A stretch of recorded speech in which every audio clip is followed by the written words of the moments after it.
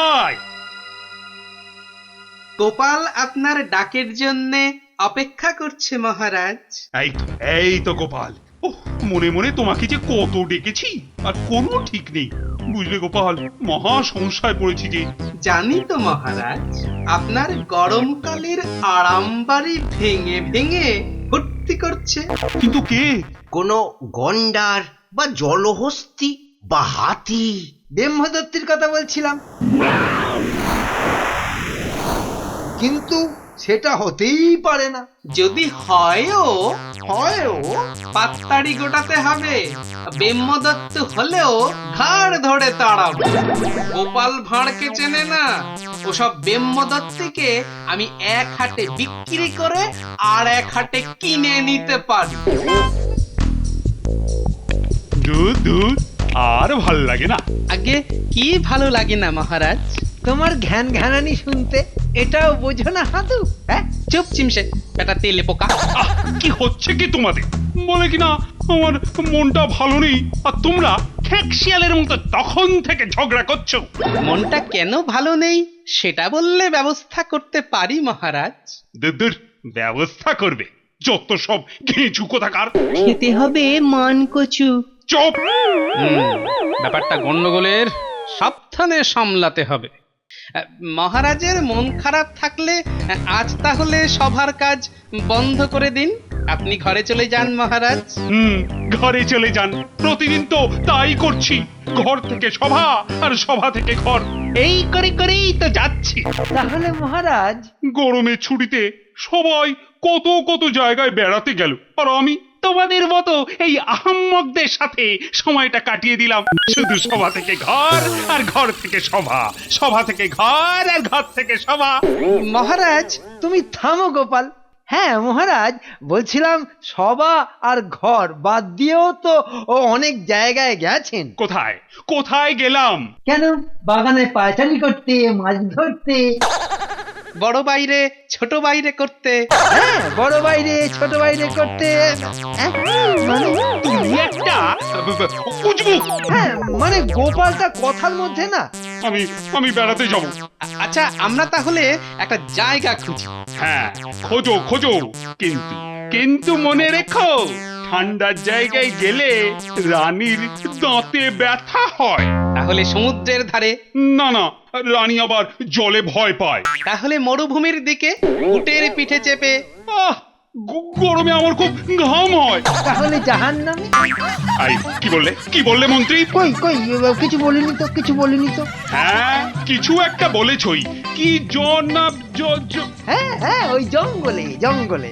ঠিক ঠিক ঠিক, জঙ্গলে জঙ্গলে যাব। উফ, খুব বাঁচা বেঁচে গেছে। মহারাজ, আমি বলি কি, এই কৃষ্ণনগরের কাছেই যে জঙ্গল, সেখানে একটা বাড়ি তৈরি করুন। ওটা হবে আপনার গ্রীষ্মাবাস।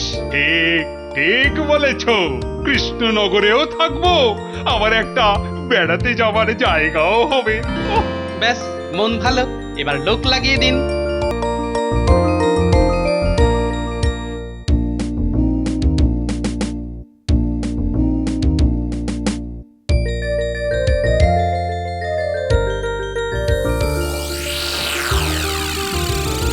আরে কি হলো, সব গেল কোথায়? নাকি আমি তাড়াতাড়ি এলাম?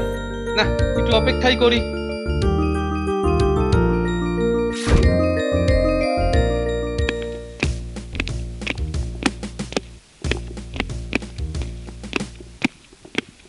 সব ব্যবস্থা এবারে পাকা করে এলাম। মানেটা কি মহারাজ? আমার আরাম বাড়ি, আমার গ্রীষ্মাবাস কোথায় হবে, কিভাবে হবে, সব দেখে টেকে ব্যবস্থা একেবারে পাকা পোক্ত করে এলাম। হ্যাঁ, কিছুদিনের মধ্যেই ওটা তৈরি হয়ে যাবে। তখন সবাই মিলে ওখানে আমরা ঘুরতে যাব। তাহলে আজকে মহারাজ, হ্যাঁ, আজকে সবার ছুটি। ভালোই হলো। মহারাজ খুশ তো গোপাল খুশ।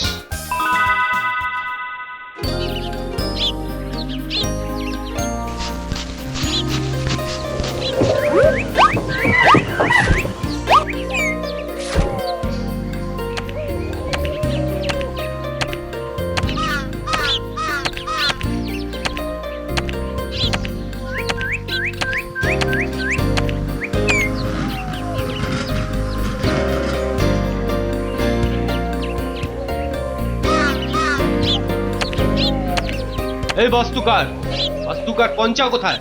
পঞ্চা, এই পঞ্চা। এই পঞ্চানন বাস্তুকার হাজির।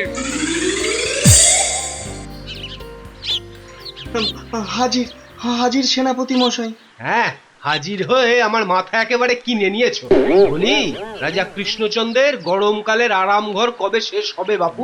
না, আমি তো খুব চেষ্টা করছি, কিন্তু ওই কিন্তু এবং অথচ যদি ওসব এবার ছাড়ো, বুঝলে? তোমার চেষ্টাতে মনে হচ্ছে একেবারে শীতকাল এসে যাবে। বোদা বাস্তুকার একটা। কি করবো বলুন তো? যতবার বানাচ্ছি ততবার এদিক ওদিকে সব ভেঙে দিচ্ছে। কি আবার ভাঙবে? কার ঘাড়ে কটা মাথা? একবার ধরে দে না। 5-6টা নিম পাতার সঙ্গে 1 পোয়া কাঁচা লঙ্কা বেটে এমন পাচন খাওয়াবো যে কাকে খাওয়াবেন, কে করছে ধরতে পারছি নাকি। আরে না ধরতে পারলে আমার চাকরিতে যে কাঁচি পড়ে যাবে। আমি তো দিন রাত্রি খাচ্ছি আর খাটাচ্ছি, এ লজ্জা কোথায় রাখবো বলুন তো? রাজামশাই তো শুনবেন না, শেষে আমার পাগড়ি কাটবেন। দৌড় আর কি। বেশ, রাজামশাইয়ের কাছে গিয়ে আমি তবে নিবেদন করছি, তেনার রাজ্যের সমস্যে তিনিই মেটান। তাহলে আয়। কি দরকার বাপু গরমকালের আরাম ঘর? রাজাদের ভয়ানক বায়না। এই সবাই চল।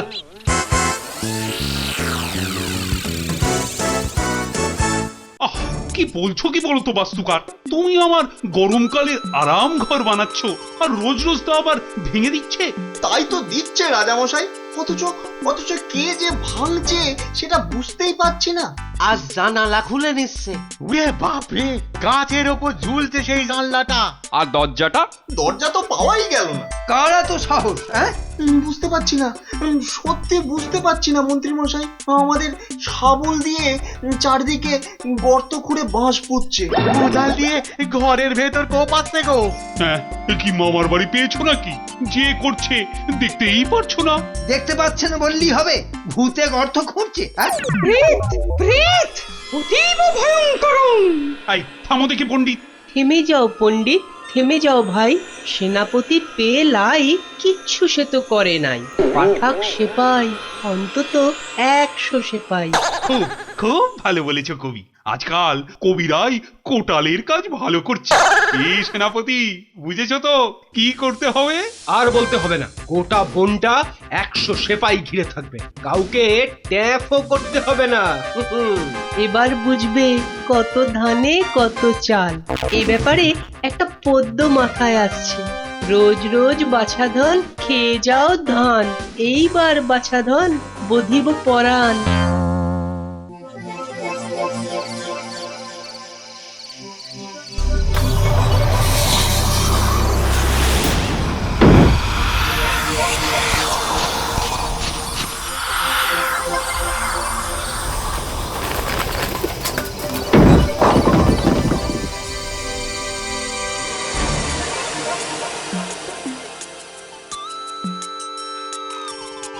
কে সব চ্যাংড়ামো করছিস রে? হ্যাঁ, রাজা কৃষ্ণচন্দ্র ধরতে পারলে একেবারে ভেজে খাবে, এই বলে দিলুম। মনে হচ্ছে হাতি বা গন্ডার বা জলহস্তির সঙ্গে গঙ্গা পেরিয়ে। বাবা, তোর মাথা আর মুন্ডু একটা জলহস্তি গাছে উঠে জানলা দরজা ভাঙবে? কত ভাগা। মানে বলছিলাম কি, ওই তেনাদের কাণ্ড কারখানা হতে পারে কিন্তু কোতোয়াল মশাই। হতে পারে না। বনের মধ্যে ওনাদের নামে দোষ চাপিয়ে আমাকে ইয়ে করছে। না, রাজা মশাই তো রাগ হবেই, বলুন। আর বলে কি হবে? রাজা কৃষ্ণচন্দ্র এবার ক্ষেপে কাঁই হয়ে যাবেন। চাকরিটায় কাঁচি। কি অসভ্য রে বাবা। না না না, যতক্ষণ নয় সেনাপতি ফিরছে আমি কিছুতেই শান্ত হতে পারছি না। তা বললে হবে মহারাজ? হ্যাঁ, এভাবে উত্তেজিত হলে মাথা ঘুরবে, শরীরটা টিলটিল করবে, অরুচি হবে। হোক, যা খুশি হোক, আমি বলে দিলাম এবারও যদি আমার গরমকালের আরাম বাড়িটা ভাঙে, আমি সেনাপতিকে দিয়ে 100 কলসি জল কুলকুচি করাবো। কিচ্ছু দরকার নেই মহারাজ। এবার সেনাপতিকে বলবো যুদ্ধ হয় হোক, কামান দাগবো। ও, তার মানে তোমারও মনে হচ্ছে বাড়িটা ভেঙেছে? না না, ঠিক তা নয়। ভাঙলেও ভাঙতে পারে, ভাঙুক। আমাদের মহারাজ ওরকম 100টা বাড়ি বানাতে পারবে। ভাঙতেও পারে, বানাতেও পারেন, ভাঙতেও পারেন। আসলে ভূত টুত যদি হয়, মানে বুঝলেন না, মানে ব্রহ্মদত্তি যদি হয়। জানি না কিচ্ছু বুঝতে পারছি না।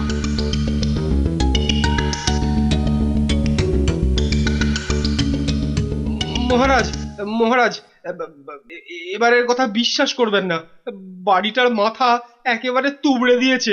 হ্যাঁ, 100 পাহারাওয়ালা পাইক? সারা রাত পাহারা দিয়েছে, বিশ্বাস করুন। কোনো গন্ডার বা জলহস্তী বা হাতি? এটা কে রে? হ্যাঁ, কেষ্টনগরের বনে গন্ডার, জলহস্তি, হাতি আসবে? রমছগ। না না না না না না, রাম ছাগল নয়। জানি, ওটা তোমাকে বলেছি, বুঝেছো? আমি বলছি ভূত, ব্রহ্মদত্তি একটা।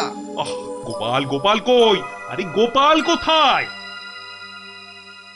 গোপাল আপনার ডাকের জন্যে অপেক্ষা করছে মহারাজ। এই তো গোপাল। ওহ, মনে মনে তোমাকে যে কত ডেকেছি, আর কোনো ঠিক নেই।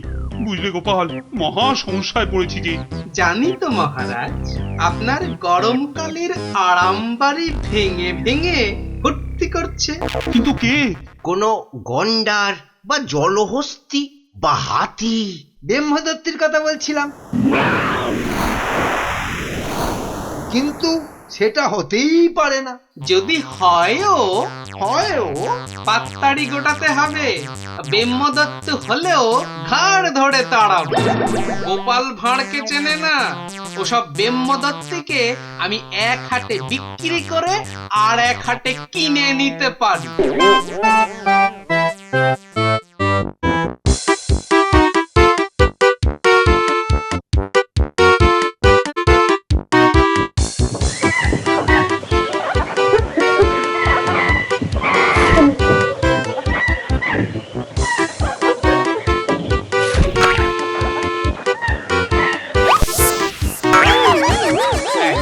কি হচ্ছে কি তোমার?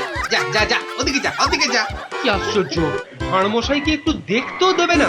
হ্যাঁ সেনাপতি মশাই, আপনারা সবাই এইখানেই থাকুন। হ্যাঁ, ও পঞ্চা ভাই, তুমি আমার সঙ্গে এসো দেখি।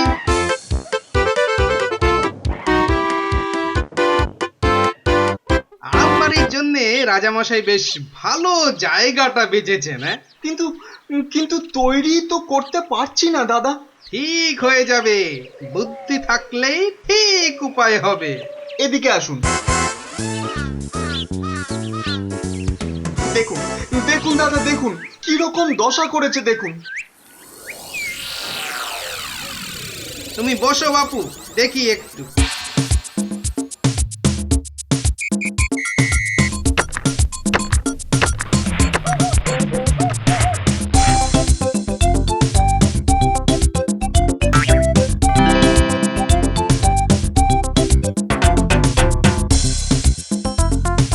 মার দিয়া কেল্লা। পঞ্চা ভাই, ও পঞ্চা ভাই, আরে কোথায় গেলে? তা বাস্তুকার পঞ্চা কি বলছে গোপাল? তুমি আবার এই আরামবাড়ি সারাই করতে আদেশ দিয়েছো?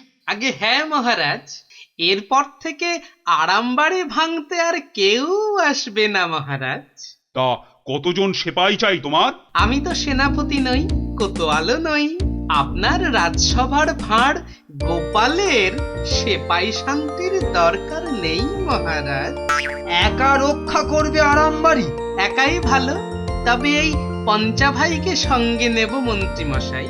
এটা বড্ড বাড়াবাড়ি হয়ে যাচ্ছে না গোপাল? পদ্য করে বললে, মরিবে গোপাল তুমি নিশ্চয়ই মরিবে, ব্রহ্মদত্তি আসি ঘাড়ে পড়িবে। করুক রাজকবি, তবে বলে দিচ্ছি 2 ঘন্টার মধ্যে ব্রহ্মদত্তি তার দলবল নিয়ে পালাবে।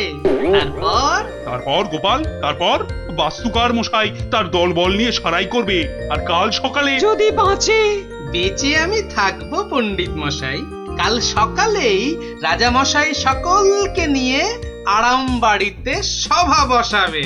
হ্যাঁ, কাল সকালেই? হ্যাঁ রাজা মশাই, যদি না পারি কথা রাখতে, আপনাকে আর এ মুখ দেখাবো না আমি।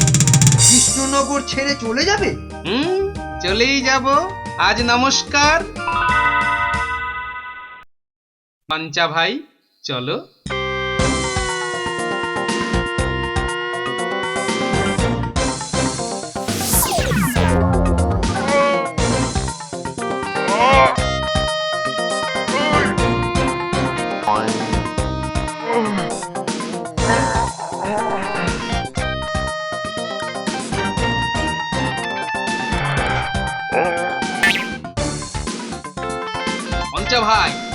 এসো, এবার অন্য কাজে যেতে হবে। হয়ে গেল ভাঁড় মশাই, ব্রহ্মদৈত্যী। আরে চলে এসো না বাপু।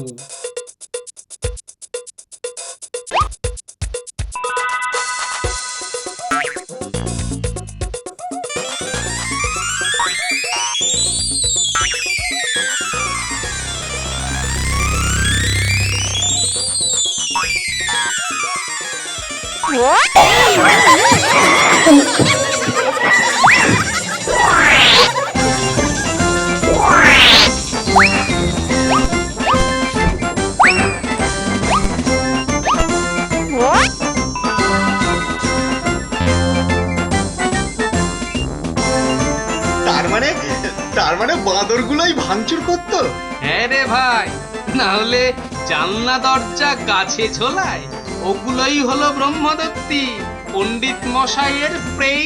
নাও নাও নাও, এবার তোমাদের কাজ শুরু করে দাও। কাল সকালেই রাজা মশাই আসবেন রে ভাই। অপূর্ব, আহাহাহা, অপূর্ব তোমার বুদ্ধি গোপাল। বাঁদররা বাস্তুকাদের নকল করতে গিয়েই এই কাণ্ড ঘটিয়েছে। আহ, কেউ ধরতেই পারেনি। সত্যি সত্যি তুমি অদ্ভুত। তা বলো বলো, কি চাও বলো আমার কাছে। আগে মহারাজ, এমন ভাবে যতবার সমস্যা আসবে ততবার আপনি আমায় ডাকবেন মহারাজ। গোপাল ভাঁড় এর বেশি কিচ্ছু চায় না মহারাজ।